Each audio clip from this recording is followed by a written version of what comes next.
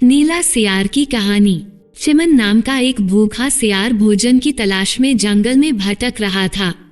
वह चलते चलते जंगल के निकट स्थित गांव में चला गया। गांव की गलियों में घूमते हुए उसे कुछ कुत्तों ने देखा तो उस पर टूट पड़े। किसी तरह जान बचाकर चिमन वहां से भागा और एक घर में घुस गया। वह घर एक धोबी का था। घर के एक कोने में बड़ा सा ड्रम रखा हुआ था। चिमन उसमें छुपकर बैठ गया। वह रात भर उसी ड्रम में छुपा रहा। सुबह होने तक कुत्ते वहां से जा चुके थे। चिमन ड्रम से निकलकर जंगल की ओर चल दिया। अब उसे बहुत तेज भूख के साथ साथ बड़ी जोरों की प्यास भी लग रही थी। वह पानी पीने के लिए नदी किनारे गया तो पानी में अपनी परछाई देखकर चौंक गया। उसका रंग नीला हो चुका था। रात में वह जिस ड्रम में छुपकर बैठा था उसमें धोबी ने नील घोल कर रखा हुआ था। उस नील का रंग चिमन के शरीर पर चढ़ गया था। पानी पीकर जब वह जंगल में पहुंचा तो दूसरे जानवर उसे देखकर डरने लगे। नीले रंग का विचित्र जानवर उन्होंने कभी नहीं देखा था। वे डर के मारे भागने लगे।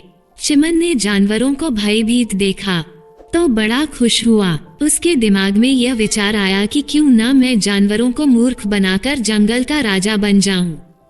उसने भागते हुए जानवरों को रोका और उन्हें अपने पास बुलाकर बोला, मित्रों, मुझसे डरो मत। मैं शिवजी का दूत हूँ। उन्होंने मुझे तुम लोगों की रक्षा के लिए भेजा है।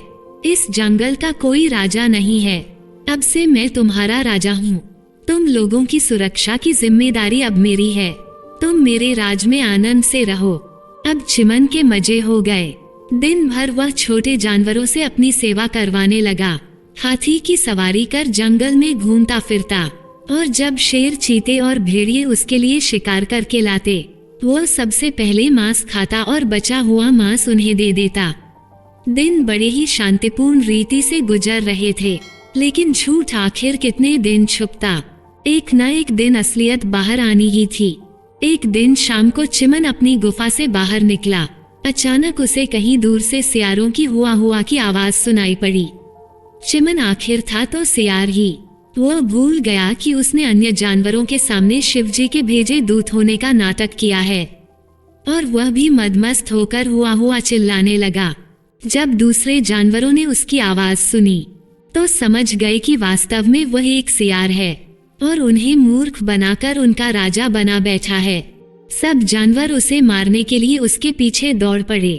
चिमन ने भागने का बहुत प्रयास किया, लेकिन शेर चीते के पंजों से बच ना सका और मारा गया। दोस्तों, हमें इस कहानी से सीख मिलती है कि झूठ की उम्र लंबी नहीं होती। जब वह खुलता है तो उसका दुष्परिणाम भुगतना पड़ता है।